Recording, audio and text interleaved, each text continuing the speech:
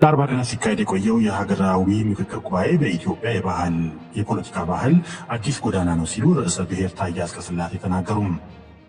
ኢትዮጵያ በታሪክ ለነጻነትና ለአፍሪካ መተሳሰር ነበራት ያሉትን ሚና የጠቀሱት የቀድሞ የኬንያና የናይጄሪያ ፕሬዚዳንቶች ሀገሪቱ ከግጭት ልዩነትና መከፋፈል ይልቅ የሰላም ምሳሌ መሆን እንደሚጠበቅባት ተናግረዋል።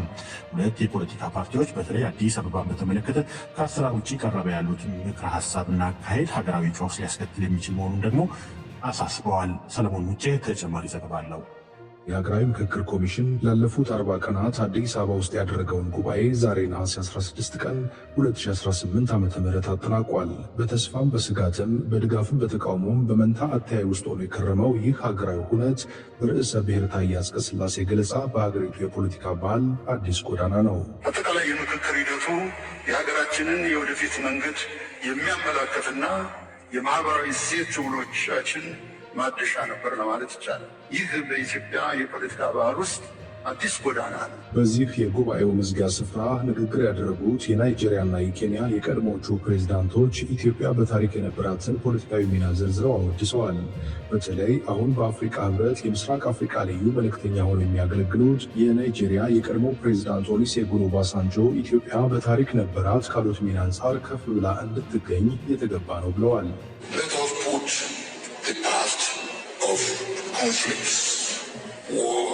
ያለፉትን ግጭቶች፣ ጦርነቶች፣ አመፅ፣ አለመረጋጋት፣ መከፋፈል፣ መድሎና ውድመት ከኋላችን እንተዋቸው።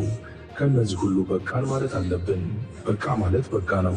ኢትዮጵያ ከ80 በላይ ከሆኑት እያንዳንዱ ብሔረሰቦች የበለጠ ትልቅ፣ የበለጠ ሀብታምና የበለጠ የተሻለች ናት። እናት ፓርቲ ይህ ሀገራዊ ምክክር ለሀገር አዲስ መፍትሄ ሊያዋልድ ይቅርና ላለው ሀገራዊ ቀውስ ቤንዚን የሚያርከፈክፍ የዜሮ ድምር ውጤት ነው ሲል ዛሬ ባወጣው መግለጫ ሂደቱ ለጠንካራ ጉዳዮች ትኩረት የነፈገ ሀገርን ሰቅዘው የያዙ ያላቸው ጉዳዮችና ችግሮችን ማለባበስ ቀድሞ በጓዳ በር የተወሰኑ ያላቸው ውሳኔዎችን ለማጽደቅ ሽኩቻ የታየበት ነበር የሚል ወቀሳ ሰንዝሯል።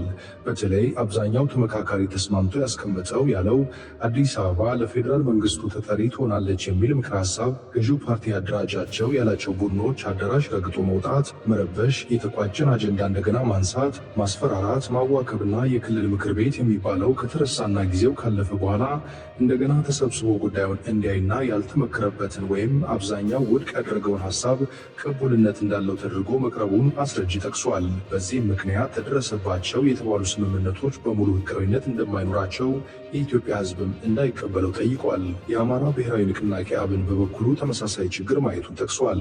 በምክክር ሂደቱ ማጠቃለያ አንድ ኮሚሽነር በጉባኤው ያልተመረመረን የቡድን አጀንዳ ይዘው በመውጣት ጉባኤተኛው ቀድሞ ያላየውንና ያልተስማማበትን ተቀጥላ አጀንዳ ለማቅረብ ሞክረዋል ሲልም የምክክር ሂደቱ ሙሉ በሙሉ ይሁንታ የሚሰጠው ኮሚሽኑ ይህንን ህገወጥ ያለውን ጣልቃ ገብነት ለህዝብ ሲገልጽና ህጋዊ ማብራሪያ ሲሰጥ ብቻ መሆኑን ገልጿል። ምክትል ዋና ኮሚሽነር ሂሩት ገብረስላሴ የተዘጋጁ ምክር ሀሳቦች እንዲፈጸሙ ሁሉም ትብብር እንዲያደርግ ጠይቀዋል።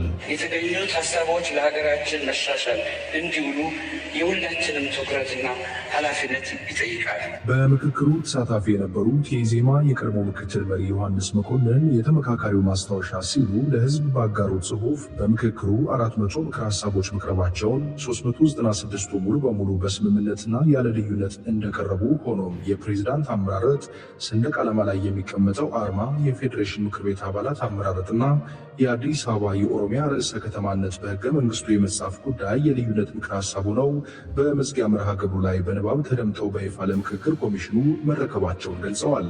ለዲደብሊው ሰለሞን ሙጬ ከአዲስ አበባ። ተከታዩ ዘገባ የደረሰን ከደሴ ነው። በአማራ ክልል የጸጥታ ችግር የትምህርት ዘርፉን ቢጎዳው የ2019